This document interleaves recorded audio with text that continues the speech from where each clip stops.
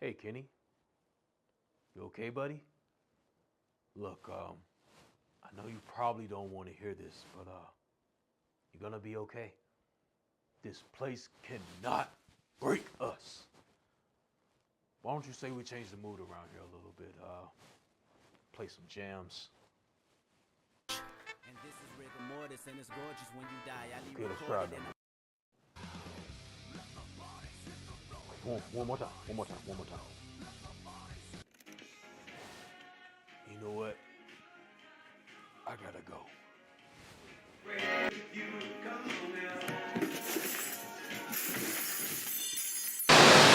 What is wrong with you people? Afraid to look ugliness in the face? Well, here! Look at it! It's ugly, isn't it? You look at it! Look at it! Look at it! Look at it! Look at it! I want all of you to look at it! Y'all want to see a dead body? Yeah. Damn. It smelled like a dog died. Look like Freddy Krueger got him. He stink.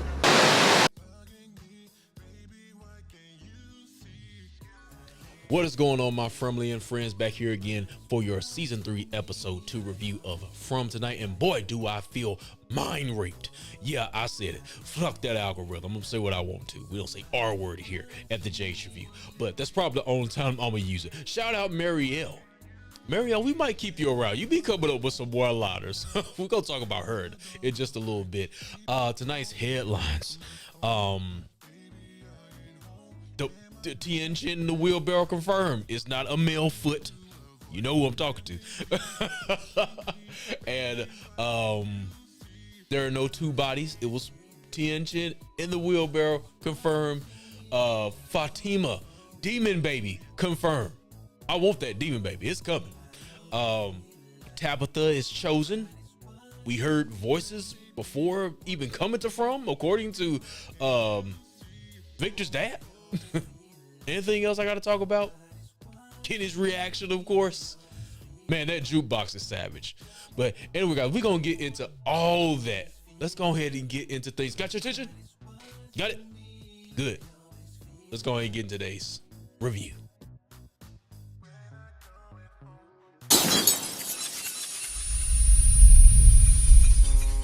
It is I, the hidden hand responsible for everything going on in Fromland. Let's go ahead and get into today's discussion about this episode. My overall thoughts and grade, we giving that thing a 9.5. 9.5, excellent episode. Emotional episode, savage episode, all the above. A very morbid episode. I've never seen a body get so much screen time. Jesus. You'll want to see a dead body. That's what I feel like the writers were saying to me.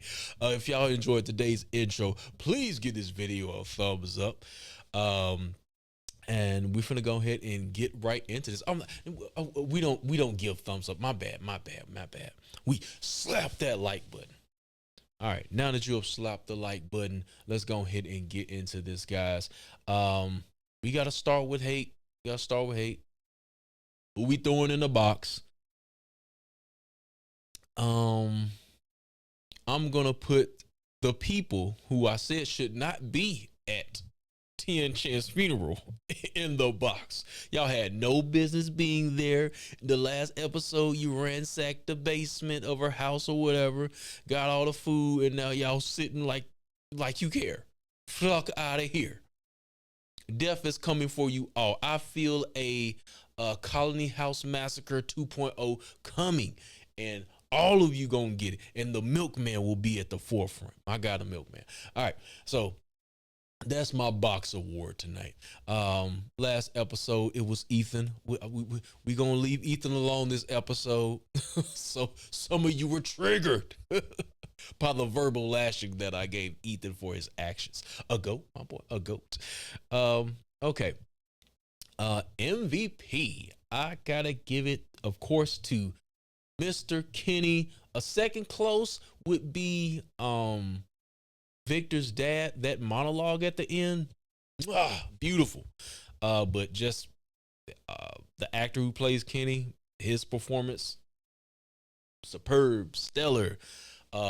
Shed a thug tear on my second watch. I couldn't do it on the first watch because I was doing the reaction on Discord. I couldn't, had to hold back the thug tears. So yeah, definitely emotional, a lot of emotion from Kenny's, parts in the show. So got the box, got the MVP. Let's go ahead and go into some of highlights here. We're just gonna start off with the aftermath of episode 1. We start off the episode with Boyd. In my watch alone, I'm thinking like, is he speaking in tongues? So I was like, oh, okay, he's trying to memorize what Tian Chen was telling him, but oh no, he sounded kind of demonic.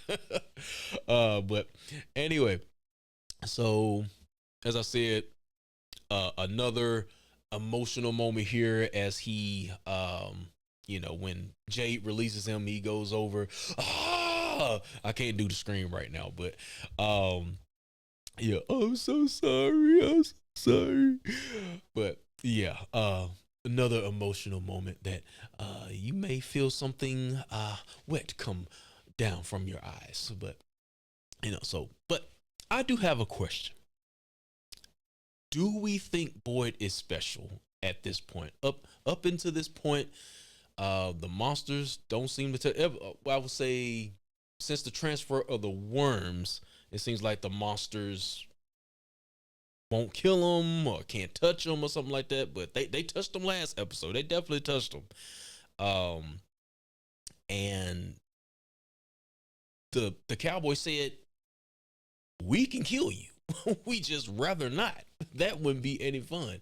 So that kind of took the mystique off of Boyd a little bit, because I thought it was something special about him or something like that. Or there were some type of rules that he can't be touched. But the monster just want to keep him alive for fun. Another thing I wanted to discuss was the reaction of the townspeople. I gave my prediction that there was gonna be a lot of distrust between Boyd and the townsfolk. We really didn't see that. We still got time to let that feeling fester, but he did walk out of there somewhat unscathed. And then Jade asked, how are you still here? They made me watch. So he just takes that answer and then we move on. But other than that, I didn't get any other inkling that there was distrust between, the townspeople and Boyd. How are you still alive? Things of that nature. I haven't seen that. I don't know if they're going to go that route, to be honest, but we shall see. There's still time for that to linger around.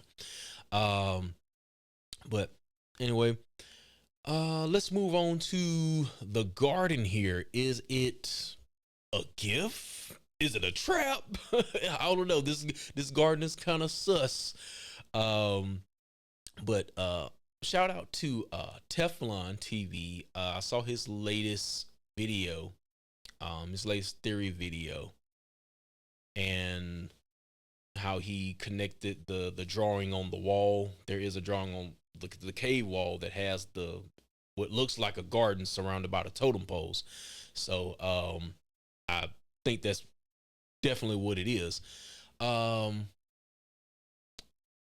kind of think the stick figurines or whatever they are have some type of protective properties or something like that. Because all this food is growing within that perimeter, if I'm not mistaken. So that's kind of my top theory right now. I don't know, somebody else could have planted it, because we really didn't see. We see them spend the night last episode, and then this episode just flashes to them, hey, we got some cabbage and all this stuff. So I'm not sure where that plantation came from. It could have been from Tian Chen. She was saying something about finding new soil, and maybe that goes into that whole theory about whatever you think or dream the force will produce or something like that. So what do y'all think this plantation is coming from here? Or did somebody have all that stuff ready to go already and they're intruding on somebody else's food? Are we gonna get these cannibals that people are theorizing about? Possibly next episode, we shall see. Which I'm gonna get into the episode 3 photos after this video, so be on the lookout for that. Subscribe if you haven't already. All right, talked about that. Where'd you get the lunchbox? So let's talk about Tabitha and Henry. Of course, we start off their part of the episode. Tabitha passed out on a porch. She woke up, he has a pistol in his lap. So like father like son, sort of. At least Victor, he had the gun loaded. This guy was all talk at the end of the episode. I didn't even have the gun loaded. Really? So other than that, they both snitch. Like, already told the police you were here. I'm like, you snitch. Just like Victor was episode 1. Better be glad Ethan was. You told. So yeah, they're both snitching. But of course he made up for it a little bit later in that episode when the cops come. Seems to have a good relationships with the cops, by the way. Oh yeah, it doesn't. But also shout out Real Enigmas and Theories, man. I watched that latest esoteric breakdown. That was fire with the egg plate, and y'all go check that out. I'm not a deep theorist. I don't really go into that side of From like that. I'm casual. I entertain y'all. If I'm inspired, I'll throw a theory out every now and then. But yeah, y'all go check out his channel. That connection he made with the egg plate. But anyway, other than that, let's see. Yeah, so she has to convince him that of course what she's saying is real. So she's pulling up the stories of the missing families, the people that are in Fromland, things of that nature. And from there, we cut off going into the next segment here. Tian Chen in the wheelbarrow confirmed. She's not. There's not 2 bodies. It's not a male foot. For those of you, I got somebody in particular that I want to say I told you so to. You know who you are. It's not a male foot. It's not a male foot. It's Tian Chen. She was in a wheelbarrow. Carries her into the church or whatever. Then does his little I gotta go moment. And as he's walking out the church, we get the flashback of, and I'm at this point, I didn't think they were gonna bring this up anymore. They just dug you know what I'm saying? Like if I had a bullet hole right here, let me dig in it. That's basically what they did, right? The writers, anyway. You want to see a dead body? They damn sure show the dead body all episode. But yeah, they show the creature is clawing her. She didn't deserve that. I thought it was a little too much for that lady, man. Did we just do enough last episode? I thought we were going to leave it there. Honestly, I would have preferred her to just go out Father Country style. It would have been easier, but then again, it wouldn't have hit as hard. So I understand why they went this route. But yeah, I don't know if Tien deserved all that. She didn't deserve it at all.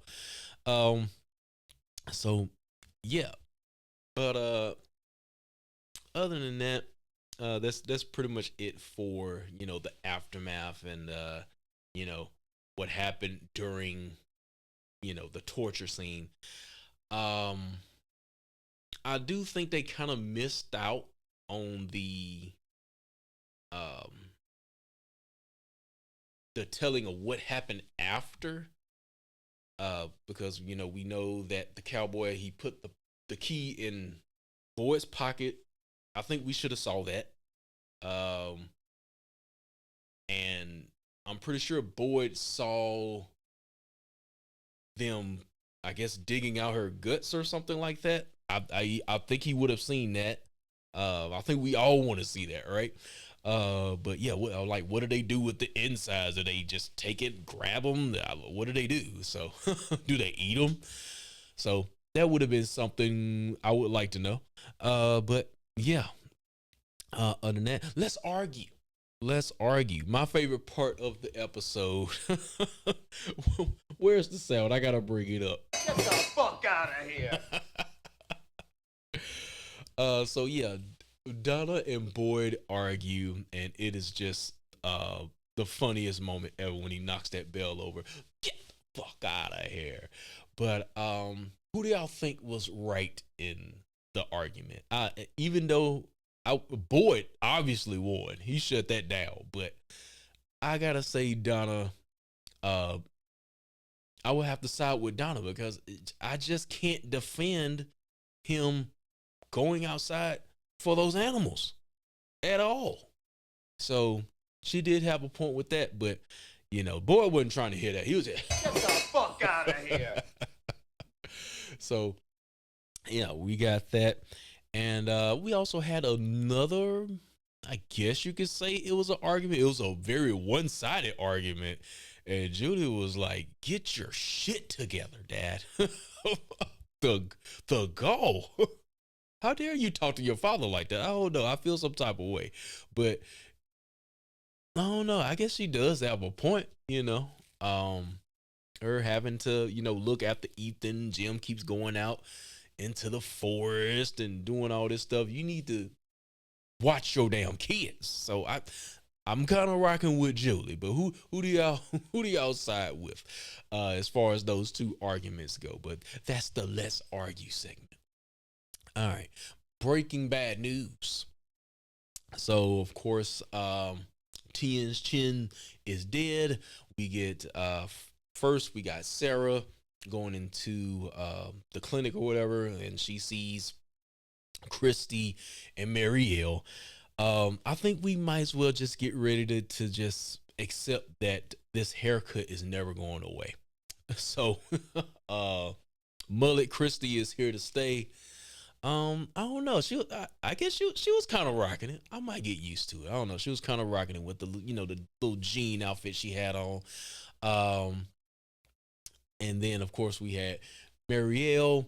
Like I said in my intro, yeah, she comes with the fire one-liners. With the mind raped and, you know, the season one. What was that she said? The freaky sex bed or something like that. But yeah, she comes with the one-liners. We might have to keep around Marielle. I might change my mind. I don't know. Give me a couple more of those one-liners, and you can stay. You can stay. But right now, no. We can get her out of here. So yeah, we got that, and then we have, of course, the eventual, you know, reaction of Kenny to his mother's death, and we get all kind of emotional moments from him calling out to her in Cantonese. And then, of course, he's at the juke joint. That jukebox was savage. Plays Celebrate. If y'all watch my reaction, got a laugh out of that. I might go to hell for laughing at that.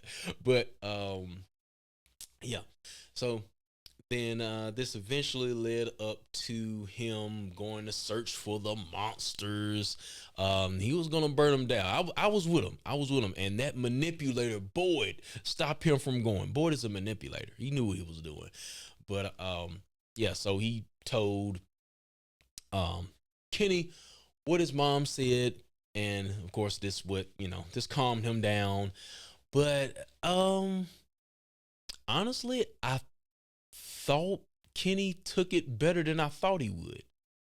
I thought they were gonna kind of do a rerun of last season where Kenny was gonna, okay, you were alone with her and you couldn't protect her, and he was gonna be mad at him for a couple episodes, but it doesn't look like we're going that route, and I'm glad. We got that already. I don't want to see a repeat. So it looks like Kenny got his head on together pretty quick. I don't think he's gonna linger around moping after his mother. So yeah, he did not take that as bad as I thought he would. So, but anyway, so what else we got here? Oh yeah, Ethan. Ethan gets a reality check from Victor. That was funny too. When he grabbed that little blanket or whatever. So yeah, man, people die here, Ethan. People die here, but I'm gonna leave Ethan alone. So yeah, but good acting though. Good acting. My guess is next episode, Victor is gonna click up with Sarah. We're gonna get that little, duo going on. So yeah, I see that happening. But anyway, next up, let's talk about Fatima and this demon baby. There will be a demon baby. Now, there are arguments that the monster, my bad, that she will turn into a monster. She's turned into a monster. And then we had a lot of people talking about it didn't look like she could open the door to the colony house. There might be something to it. I need a little bit more something concrete. It's not enough for me. I'm going with demon baby. It might be both. Maybe she might turn into a monster. It did have a demon baby. But yeah, she's eating the rotten crops. It's not normal. It's not normal. I know a couple folks throwing out the Pika ordeal. It's not a normal place. This is not a normal pregnancy. Stop trying to rationalize that Fatima will probably meet her end. I know it's hard. But she probably will meet her end. We shall see. But yeah, we had Nikki trying to be nice. We still getting you up out of here, Nikki. Your time is coming. So, other than that, I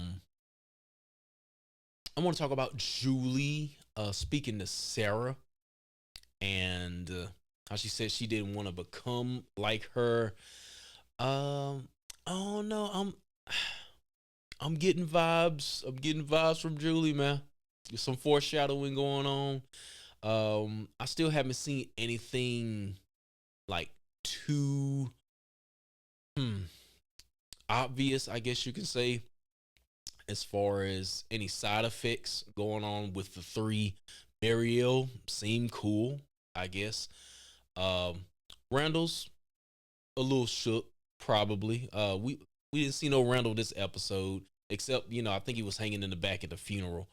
But yeah, hopefully we get a little bit more as far as what's going on with them and the after effects of, the cicadas or whatnot. But as far as this episode, nothing too much except, she didn't want to become like Sarah, of course. So, do I see a bond coming between the two? Possibly. So yeah, we got that. And then on the other side, we have Ethan having this conversation with Donna, and she's like, is that what Tian Chen looked like? I'm like, good man, this little boy is like morbid.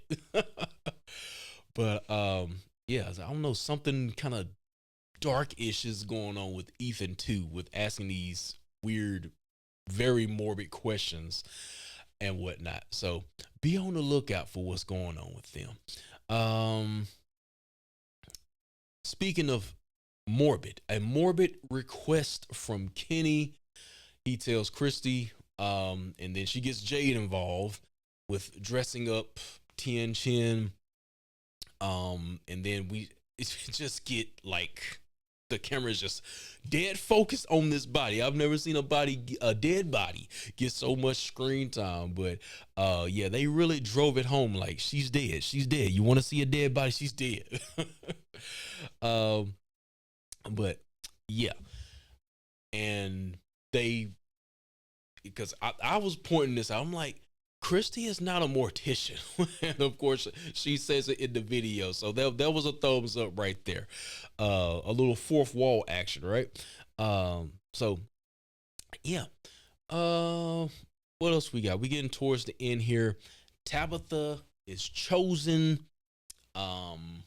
We get a story of this great monologue from Victor's dad, and at the same time the funeral was going on. So I thought there was a great sequence.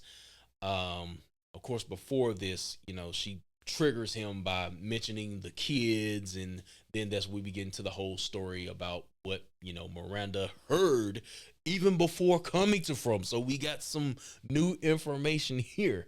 So she heard this before. So now thinking back, Father Kotri heard the voice of God, so he said. So we have some people hearing things or having some type of feeling before even coming to From. So that's something to explore. Now, for the sake of time, I'm not gonna go over all the. I'll let somebody else go over all these photos, these paintings. I'm tired of paintings. I'm tired of drawings. I want to see something real. Now we got a man in yellow. I'm not even gonna go what I think that. I don't know. We'll see. But yeah, he brought her to the basement. There was a whole bunch of paintings. She ends up seeing the boy/man in white, and that's where we end there. So we're gonna see what's going on with Tabitha here later down the season. And then going towards the end of the episode, I think we setting up the mousetrap. I think this is what episode 3 is talking about. And except the mousetrap is trapping a monster. So of course we get after the funeral. We get Boyd, Ellis talking, I need you for something. So we're going to see what's going on next episode. I would personally like for Boyd to trap the cowboy monster. I think we would get a great conversation between the two, because it seems like he said we need more information. So I guess he wants to kind of interrogate him, it sounds like. But we're going to see what happens with that. But that's next episode. And then towards the end of the episode, we get Jim. He gets ethered, getting a call from beyond from an older Thomas. Do I think this is the real Thomas? No, I think it's just basically the Fromland playing tricks with him. But other than that, that's all I can really get from that scene. Will there be more phone calls? Is Fromland trying to break Jim? Is he next? We definitely shall see. All right, guys, that is it for your From Season 3, Episode 2 review. You ain't got to go home, but Get the fuck out of here. you got to get up out of here, y'all. If you haven't already, make sure to slap that like button. Drop your theories, comments, predictions down below. And I'll see you guys next time. Peace out.